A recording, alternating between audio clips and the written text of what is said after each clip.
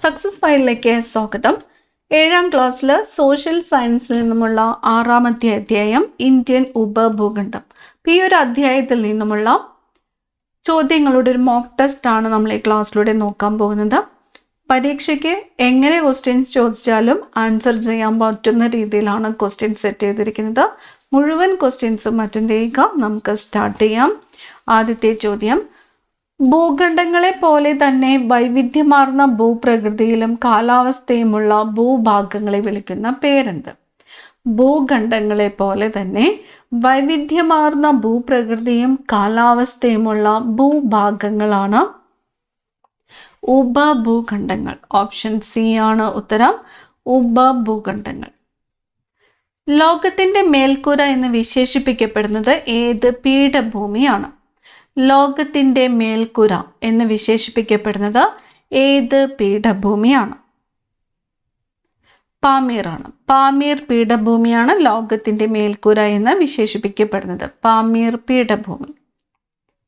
താഴെ പറയുന്നവയിൽ പാമീർ പീഠഭൂമിയിൽ സംഗമിക്കാത്ത പർവ്വതനിര. താഴെ പറയുന്നവയിൽ പാമീർ പീഠഭൂമിയിൽ സംഗമിക്കാത്ത പർവ്വതനിര ഏത് എന്നതാണ് ചോദ്യം. ഇവിടെ തന്നിരിക്കുന്നത് തിയാൻഷാൻ, കാറക്കോറം, കുൻലൂൺ, ആരവല്ലി. തിയാൻഷാൻ, കാറക്കോറം, കുൻലൂൺ, ആരവല്ലി എന്നീ പർവ്വതനിരകളാണ് തന്നിരിക്കുന്നത്. അപ്പൊ ഏതാണ് ഉത്തരം വരുന്നത്? ആരവല്ലിയാണ്. ആരവല്ലി. പാമീർ പീഠഭൂമിയിൽ സംഗമിക്കാത്ത പർവ്വതനിര ആരവല്ലിയാണ്. ഇപ്പൊ ലോകത്തിന്റെ മേൽക്കൂര എന്ന് വിശേഷിപ്പിക്കുന്ന പാമീർ പീഠഭൂമി തിയാൻഷാൻ, കാറക്കോറം, കുൻലൂൺ, ഹിന്ദുക്കുഷ് എന്നീ പർവ്വതനിരകളുടെ സംഗമസ്ഥാനമാണ്. ഇന്ത്യൻ ഉപഭൂഖണ്ഡത്തിന്റെ കിഴക്കേ അതിർത്തിയിലുള്ള പർവ്വതനിര ഏത്? ഇന്ത്യൻ ഉപഭൂഖണ്ഡത്തിന്റെ കിഴക്കേ അതിർത്തിയിലുള്ള പർവ്വതനിര, കിഴക്കേ അതിർത്തിയിൽ വരുന്നത് ഏതാണ്? ഓപ്ഷൻ ബി ആണ്, അരക്കൻയോമയാണ്. Option B, അരക്കൻയോമ. കിഴക്കേ അതിർത്തിയിൽ വരുന്നത് അരക്കൻയോമ. വടക്കേ അതിർത്തിയിൽ ഹിമാലയ പർവ്വതമാണ്. അതുപോലെ പടിഞ്ഞാറ് അതിർത്തിയിൽ ഹിന്ദുക്കുഷ് പർവ്വതനിരയാണ് വരുന്നത്. തെക്കേ അതിർത്തി വരുന്നത് ഇന്ത്യൻ മഹാസമുദ്രമാണ്. അടുത്ത ചോദ്യം: ഒരു രാജ്യത്തിന്റെ പേരിൽ അറിയപ്പെടുന്ന ലോകത്തിലെ ഏക സമുദ്രം ഏതാണ്? ഒരു രാജ്യത്തിന്റെ പേരിൽ അറിയപ്പെടുന്ന ലോകത്തിലെ ഏക സമുദ്രം ഇന്ത്യൻ മഹാസമുദ്രമാണ്. ഇന്ത്യൻ മഹാസമുദ്രം. സിന്ധു, ഗംഗ, ബ്രഹ്മപുത്ര എന്നീ നദികളുടെ എക്കൽ നിക്ഷേപം വഴി രൂപപ്പെട്ട സമതലം ഏത്?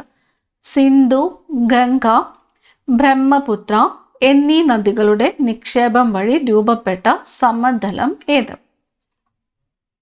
ഉത്തര മഹാസമതലമാണ്. ഓപ്ഷൻ എ ആണ് ഉത്തരം, ഉത്തര മഹാസമതലം. ഏതൊക്കെ നദികളാണ്? സിന്ധു, ഗംഗ, ബ്രഹ്മപുത്ര എന്നീ നദികളുടെ എക്കൽ നിക്ഷേപം വഴി രൂപപ്പെട്ട സമതലമാണ് ഉത്തര മഹാസമതലം. ഇന്ത്യൻ ഉപഭൂഖണ്ഡത്തിന്റെ അതിർത്തികളെ സംബന്ധിച്ച് ശരിയായ പ്രസ്താവനകൾ തിരഞ്ഞെടുക്കുക. 3 പ്രസ്താവനകളാണ് ഇവിടെ തന്നിരിക്കുന്നത്. വടക്കേ അതിർത്തിയിൽ ഹിമാലയ പർവ്വതം സ്ഥിതി ചെയ്യുന്നു. തെക്കേ അതിർത്തി ഇന്ത്യൻ മഹാസമുദ്രമാണ്. പടിഞ്ഞാറ് ഭാഗത്ത് ഹിന്ദുക്കുഷ് പർവ്വതനിര സ്ഥിതി ചെയ്യുന്നു. ശരിയായ പ്രസ്താവനകൾ ഏത് എന്നതാണ് ചോദ്യം. ഓപ്ഷൻ ഡി ആണ് ഉത്തരം. എല്ലാം ശരിയാണ്.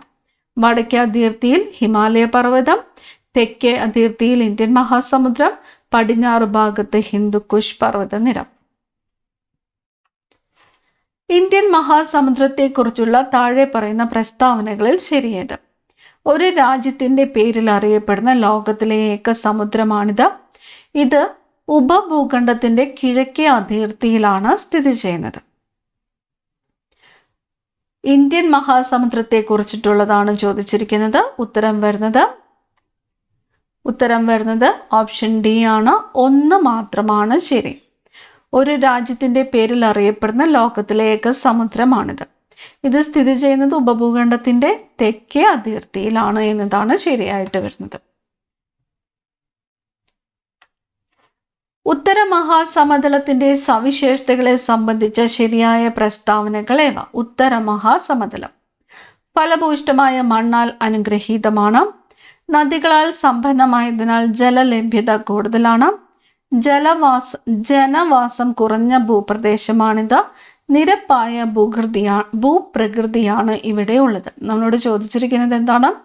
ഉത്തരമഹാസമതലത്തിന്റെ സവിശേഷതകളെ സംബന്ധിച്ച ശരിയായിട്ടുള്ള പ്രസ്താവനകൾ ഏതെല്ലാം എന്നാണ്.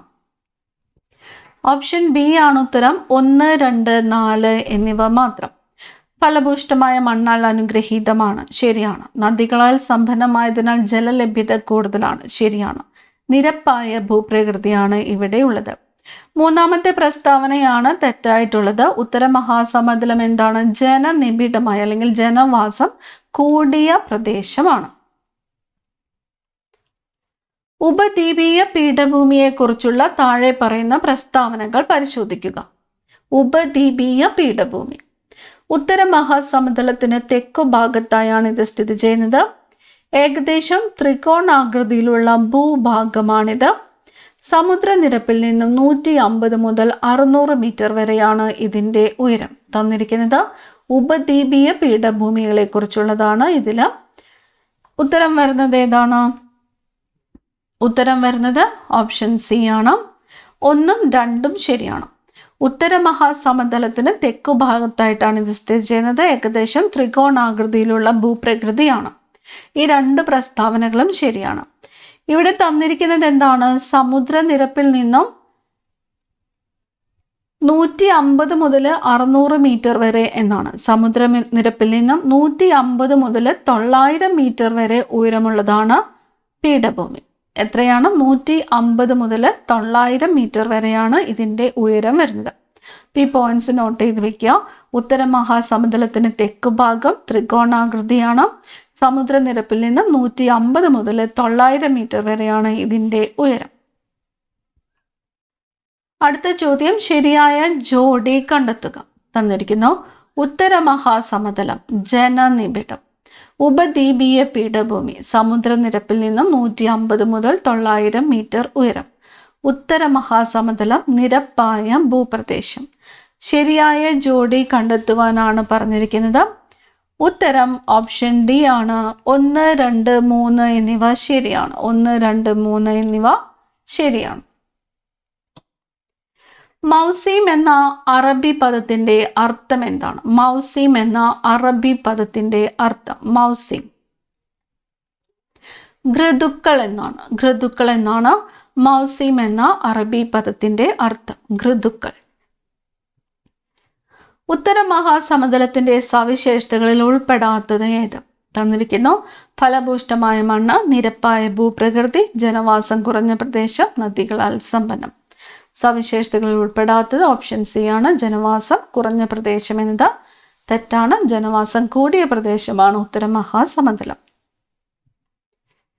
ഏകദേശം ത്രികോണാകൃതിയിൽ കാണപ്പെടുന്ന ഇന്ത്യയിലെ ഭൂവിഭാഗം ഏത്? ഏകദേശം ത്രികോണാകൃതിയിൽ കാണപ്പെടുന്ന ഇന്ത്യയിലെ ഭൂവിഭാഗം ഉപദ്വീപീയ പീഠഭൂമിയാണ്. ഉപദ്വീപീയ പീഠഭൂമി ത്രികോണാകൃതിയിൽ കാണപ്പെടുന്ന ഇന്ത്യയിലെ ഭൂവിഭാഗമാണ് ഉപദ്വീപീയ പീഠഭൂമി. ഘൃതുക്കൾക്കനുസരിച്ച് ദിശ മാറി വീശുന്ന മൺസൂൺ കാറ്റുകളെ കുറിച്ച് പ്രതിപാദിച്ചിട്ടുള്ള അറബി സഞ്ചാരി ഏത്?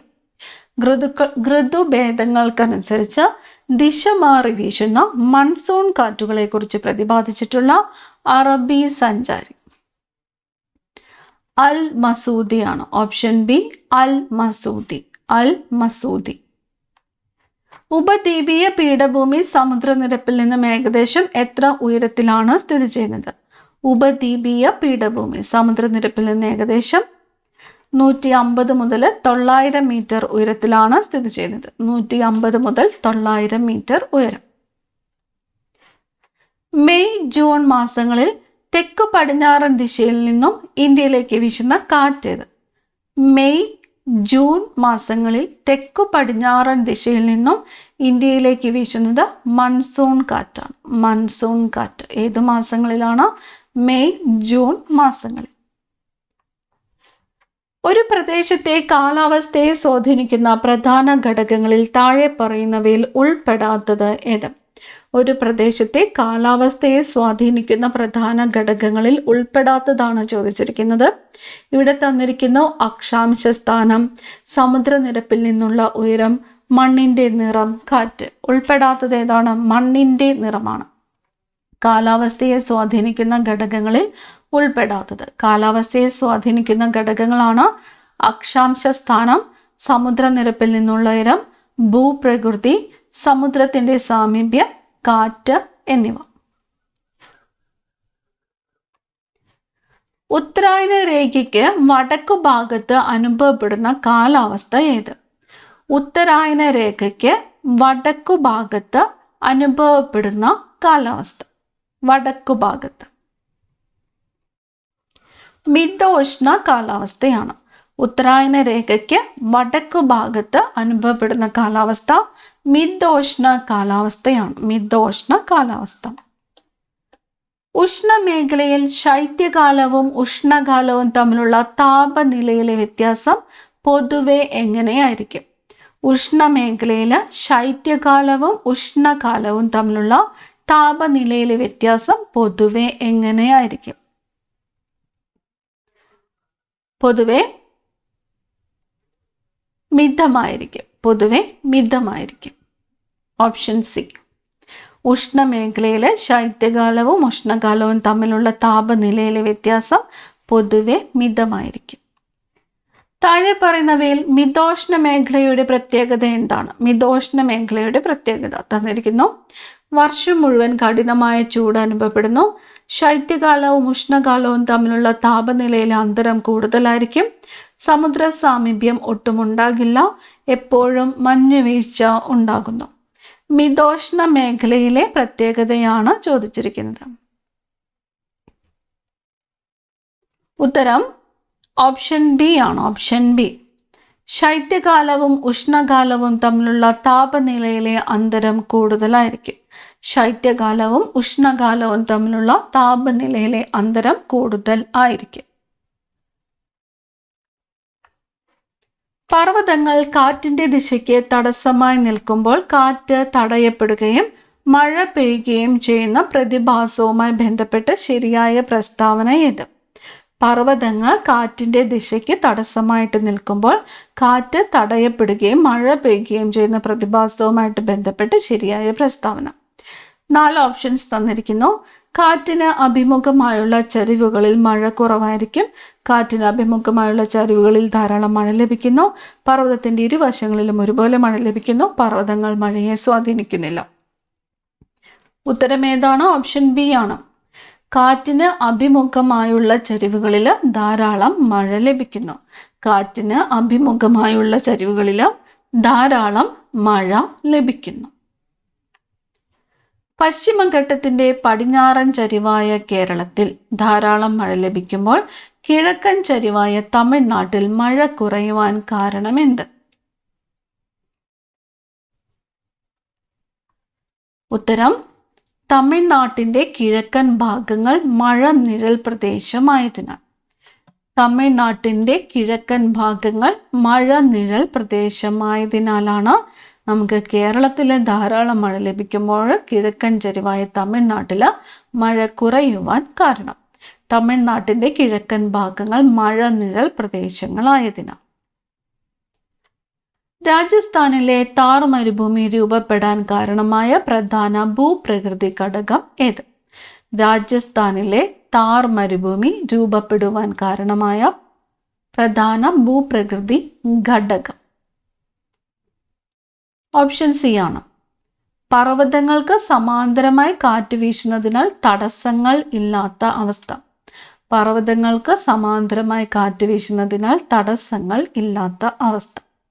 താഴെ പറയുന്നവയിൽ മഴ നിഴൽ പ്രദേശം എന്നതുകൊണ്ട് അർത്ഥമാക്കുന്നത് എന്ത്? മഴ നിഴൽ പ്രദേശം എന്നതുകൊണ്ട് അർത്ഥമാക്കുന്നത് ഓപ്ഷൻ സി. പർവ്വതത്തിന്റെ കാറ്റ് വീശുന്ന ദിശയ്ക്ക് എതിർവശത്തുള്ള മഴ കുറഞ്ഞ പ്രദേശം.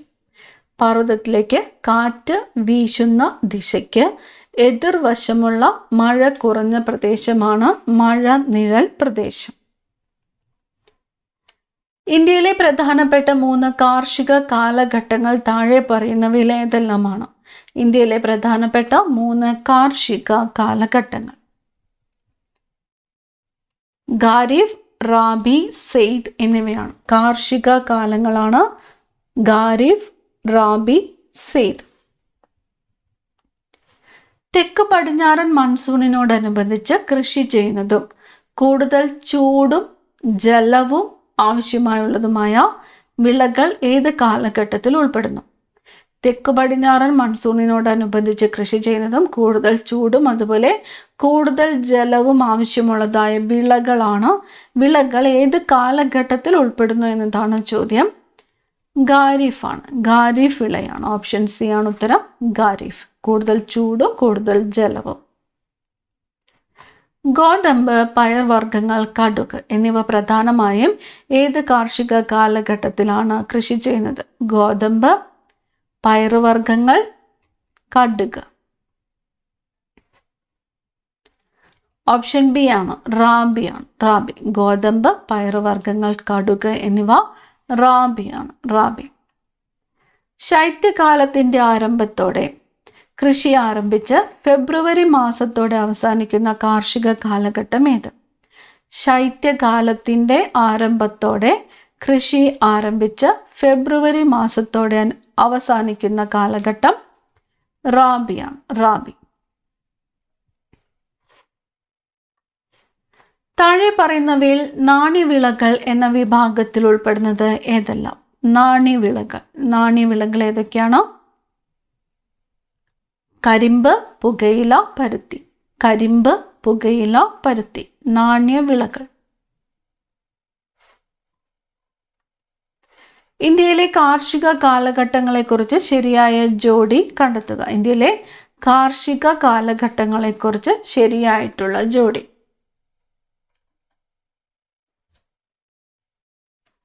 തന്നിരിക്കുന്നതിൽ ഓപ്ഷൻ സി ആണ് ഉത്തരം. സെയ്ദ് ഏപ്രിൽ മുതൽ ജൂൺ വരെ. സെയ്ദ് ഏപ്രിൽ മുതൽ ജൂൺ വരെ. താഴെ പറയുന്നവയിൽ എണ്ണക്കുരുക്കൾ എന്ന വിഭാഗത്തിൽ ഉൾപ്പെടാത്തത് ഏത്? എണ്ണക്കുരുക്കൾ എന്ന വിഭാഗത്തിൽ ഉൾപ്പെടാത്തത് നിലക്കടല, കടുക്, സൂര്യകാന്തി, തുവര എന്നിവയാണ് ഓപ്ഷൻസ് തന്നിരിക്കുന്നത്. എണ്ണക്കുരുക്കൾ എന്ന വിഭാഗത്തിൽ ഉൾപ്പെടാത്തത് ഓപ്ഷൻ ഡി ആണ്, തുവരയാണ്. Option D, തുവര. ഒരു പ്രദേശത്തെ കൃഷിരീതികളെ സ്വാധീനിക്കുന്ന ഘടകങ്ങളിൽ ഉൾപ്പെടുന്നത് ഏതെല്ലാം? ഒരു പ്രദേശത്തെ കൃഷിരീതികളെ സ്വാധീനിക്കുന്ന ഘടകങ്ങളിൽ ഉൾപ്പെടുന്നത് ഇവിടെ തന്നിരിക്കുന്നു. ഭൂപ്രകൃതിയും കാലാവസ്ഥയും, മണ്ണിന്റെ ഫലഭൂയിഷ്ഠതയും, ജലലഭ്യതയും, സാങ്കേതിക വിദ്യയും, വിപണി മൂല്യവും. ഓപ്ഷൻ ഡി ആണ് ഉത്തരം. ഇവ എല്ലാം. ഭൂപ്രകൃതിയും കാലാവസ്ഥയും, മണ്ണിന്റെ ഫലഭൂയിഷ്ഠതയും, ജലലഭ്യതയും, സാങ്കേതിക വിദ്യയും, വിപണി മൂല്യവും. കാർഷിക വിളകളെക്കുറിച്ചുള്ള താഴെ പറയുന്ന പ്രസ്താവനകൾ പരിശോധിക്കുക. നെല്ല്, പരുത്തി, ചോളം എന്നിവ ഖാരിഫ് വിളകൾക്ക് ഉദാഹരണമാണ്. ഒക്ടോബർ, നവംബർ മാസങ്ങളിൽ കൃഷി ആരംഭിച്ച് ഫെബ്രുവരിയിൽ വിളവെടുക്കുന്നവയാണ് റാബി വിളകൾ. വേനൽക്കാലത്ത് കൃഷി ചെയ്യുന്ന വെള്ളരി, തണ്ണിമത്തൻ എന്നിവ സെയ്ദ് വിളകളിൽ ഉൾപ്പെടുന്നു. ശരിയായ പ്രസ്താവനകൾ ഏതെല്ലാം എന്നതാണ് ചോദ്യം. ഓപ്ഷൻ ഡി ആണ് ഉത്തരം. 1, 2, 3 എന്നിവ ശരിയാണ്. 1, 2, 3 എന്നിവ ശരിയാണ്. നെല്ല്, പരുത്തി, ചോളം എന്നിവ ഖാരിഫ് വിളകൾക്ക് ഉദാഹരണമാണ്. ഒക്ടോബർ, നവംബർ മാസങ്ങളിൽ കൃഷി ആരംഭിച്ച് ഫെബ്രുവരിയിൽ വിളവെടുക്കുന്നവയാണ് റാബി വിളകൾ. ശരിയാണ്. വേനൽക്കാലത്ത് കൃഷി ചെയ്യുന്ന വെള്ളരി, തണ്ണിമത്തൻ എന്നിവ സെയ്ദ് വിളകളിൽ ഉൾപ്പെടുന്നു. ശരിയാണ്. കാലാവസ്ഥാ ഘടകങ്ങളെ സംബന്ധിച്ച പ്രസ്താവനകളിൽ ശരിയായത് ഏത്? ഉത്തരായന രേഖയ്ക്ക് വടക്കുഭാഗത്ത് മിതോഷ്ണ കാലാവസ്ഥയാണ് അനുഭവപ്പെടുന്നത്. ഉഷ്ണമേഖലാ പ്രദേശങ്ങളിൽ ശൈത്യകാലവും ഉഷ്ണകാലവും തമ്മിലുള്ള താപനിലയിൽ വലിയ വ്യത്യാസം അനുഭവപ്പെടുന്നു. സമുദ്രനിരപ്പിൽ നിന്നുള്ള ഉയരം കാലാവസ്ഥയെ സ്വാധീനിക്കുന്ന ഒരു ഘടകമാണ്. ശരിയായവ തിരഞ്ഞെടുക്കുവാനാണ് പറഞ്ഞിരിക്കുന്നത്. ഓപ്ഷൻ എ ആണ് ഉത്തരം. 1, 3 എന്നിവയാണ് ശരിയായിട്ടുള്ളത്. ഒന്നാമത്തെയും മൂന്നാമത്തെയും പ്രസ്താവനയാണ് ശരിയായിട്ടുള്ളത്. ഇവിടെ തന്നിരിക്കുന്നതിൽ ഉത്തരായന രേഖയ്ക്ക് വടക്കുഭാഗത്ത് മിതോഷ്ണ കാലാവസ്ഥയാണ്. ശരിയാണ്. സമുദ്രനിരപ്പിൽ നിന്നുള്ള ഉയരം കാലാവസ്ഥയെ സ്വാധീനിക്കുന്ന ഒരു ഘടകമാണ്. ശരിയാണ്.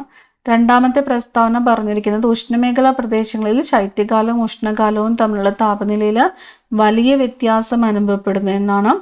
എന്നാൽ ഇവിടെ വ്യത്യാസം എന്തായിരിക്കും? മിതമായ വ്യത്യാസമായിരിക്കും. ഭൂപ്രകൃതിയും കാലാവസ്ഥയും തമ്മിലുള്ള ബന്ധത്തെ കുറിച്ചുള്ള പ്രസ്താവനകൾ വിശകലനം ചെയ്യുക. പർവ്വതങ്ങൾ കാറ്റിന്റെ ദിശയ്ക്ക് തടസ്സമായി നിൽക്കുമ്പോൾ കാറ്റിന് അഭിമുഖമായ ചരിവുകളിൽ ധാരാളം മഴ ലഭിക്കുന്നു. പശ്ചിമഘട്ടത്തിന്റെ കിഴക്കൻ ചരിവുകൾ മഴ നിഴൽ പ്രദേശങ്ങൾ എന്നാണ് അറിയപ്പെടുന്നത്. രാജസ്ഥാനിലെ ആരവല്ലി പർവ്വതനിരകൾ കാറ്റിന് തടസ്സമാകാതെ സമാന്തരമായി നിൽക്കുന്നതിനാൽ അവിടെ മഴ കുറവാണ്. ശരിയായ പ്രസ്താവന ഏത്? ഓപ്ഷൻ ഡി ആണ് ഉത്തരം. 1, 2, 3 ശരിയാണ്. പർവ്വതങ്ങൾ കാറ്റിന്റെ ദിശയ്ക്ക് തടസ്സമായിട്ട് നിൽക്കുമ്പോൾ കാറ്റിന് അഭിമുഖമായ ചരിവുകളിൽ ധാരാളം മഴ ലഭിക്കുന്നു. ശരിയാണ്. പശ്ചിമഘട്ടത്തിന്റെ കിഴക്കൻ ചരിവുകൾ മഴ നിഴൽ പ്രദേശങ്ങൾ എന്നാണ് അറിയപ്പെടുന്നത്. ശരിയാണ്. രാജസ്ഥാനിലെ ആരവല്ലി പർവ്വതനിരകൾ കാറ്റിന് തടസ്സമാകാതെ സമാന്തരമായിട്ട് നിൽക്കുന്നതിനാൽ അവിടെ മഴ കുറവാണ്. അവസാനത്തെ ചോദ്യം, നാണ്യവിളകളെയും ഭക്ഷ്യവിളകളെയും സംബന്ധിച്ച പ്രസ്താവനകൾ താഴെ നൽകുന്നു. പയർ, തുവര എന്നിവ ഇന്ത്യയിലെ പ്രധാന പയറുവർഗ വിളകളാണ്. കരിമ്പ്, പുകയില, പരുത്തി എന്നിവ പ്രധാനപ്പെട്ട നാണ്യവിളകളാണ്. ചണവും പരുത്തിയും നാരുവിളകൾ എന്ന വിഭാഗത്തിൽപ്പെടുന്നു. ശരിയായവ ഏതെല്ലാം? ഓപ്ഷൻ ഡി ആണ് ഉത്തരം. 3 ശരിയാണ്. പയർ, തുവര എന്നിവ ഇന്ത്യയിലെ പ്രധാന പയറുവർഗ വിളകളാണ്. ശരിയാണ്. കരിമ്പ്, പുകയില, പരുത്തി എന്നിവ പ്രധാനപ്പെട്ട നാണ്യവിളകളാണ്. ശരിയാണ്. ചണവും പരുത്തിയും നാരുവിളകൾ എന്ന വിഭാഗത്തിൽ ഉൾപ്പെടുന്നു. ശരിയാണ്. ഈ ഒരു പാഠഭാഗത്തു നിന്നും ചോദിക്കാവുന്ന എല്ലാ ക്വസ്റ്റ്യൻസും തന്നെ നമ്മൾ ഈ ഭാഗത്ത് ഡിസ്കസ് ചെയ്ത് പോയിട്ടുണ്ട്. അടുത്ത ക്ലാസ്സിൽ കാണാം. Thank you.